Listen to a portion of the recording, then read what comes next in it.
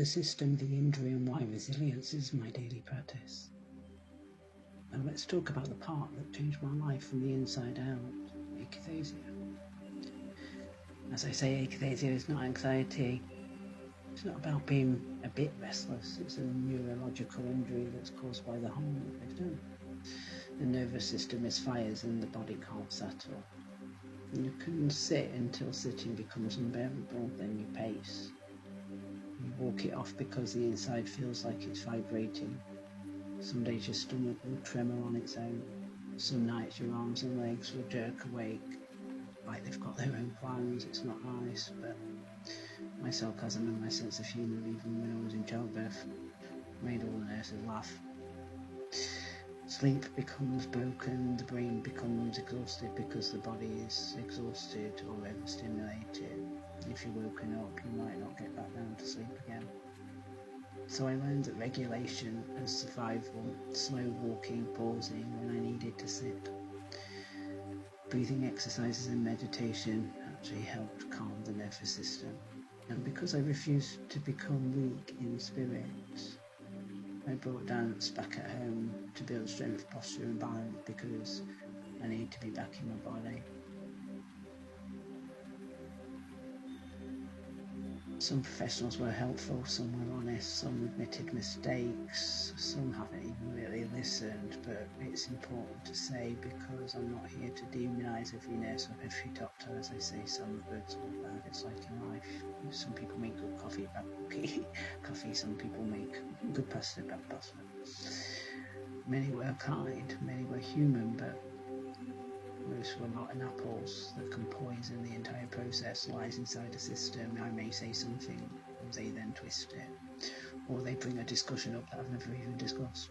I've never even said anything, just to provoke. Or they've discriminated my faith as a Sufi, as a Muslim. Or, why are you doing this? We've got the free will to be able to run our lives and do our lives as long as we're not causing harm or injury to anybody. That's civil law. As a commoner, sovereign on the land, I know my rights and I know my sovereignty.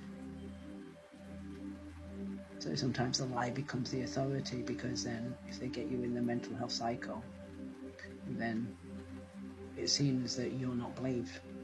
So even though the neighbour was doing it, in essence I was staying quiet because I was injured with the akathesia and trying to really understand what my body was experiencing in my mind. I became my own advocate. I taught my sons to understand what was happening. They watched me fight to repair what medication and stress had done to the nervous system. I was also trying to defend myself from harassment outside. They wrote, they spoke, and they've backed me. That loyalty has saved me, and I'm grateful for my sons and their maturity to be able to handle and to sit with psychiatrists and other people emotionally and mentally, and not get overwhelmed or upset that we're discussing sensitive issues for the overall welfare and safety of myself. So they have put a recommendation in that I move, and unfortunately the Housing Association hasn't got any houses, but they have recognised, and even the neighbours have said, it's unfortunate that you're having to move when really they should be moving the offender. Here's a resilient lesson that I want people to take away from this. Resilience is not pretending you are fine. It's doing the right thing repeatedly even when you are exhausted. It is choosing calm when the body is screaming. It's building evidence while people want you to collapse. It's accepting that yes, you might feel fear, but you still move with discipline. It is holding faith when a world tries to make you doubt your own reality, because that's what they do, to coerce you into the drugs. My spiritual practice is not decoration, it's my foundation. It's years of learning, being around teachers, guides, running my own retreat and businesses, working with water, healing in water, giving treatments, watsu, and becoming a Reiki master for 20 years, doing treatments and holding space for others. That is what taught me how to sit inside myself and remain steady. Even in hospital, I found ways to be more human, putting my makeup on, my hair, laughter, dancing, and doing everything relatively like everyone would, and I do at home.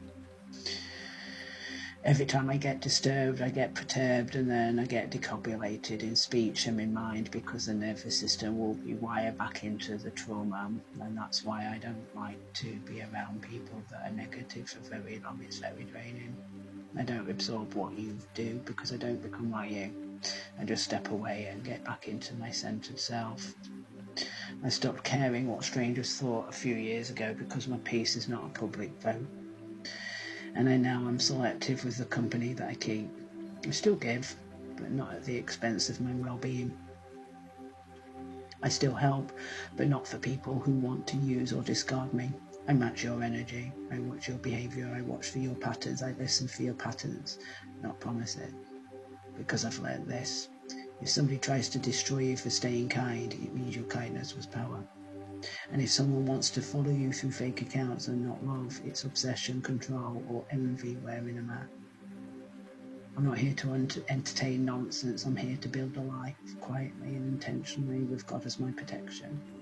And with enough evidence in my hands, no one can rewrite my story again. If you want, I can help anybody if you are wanting more information, if you are dealing with it yourself.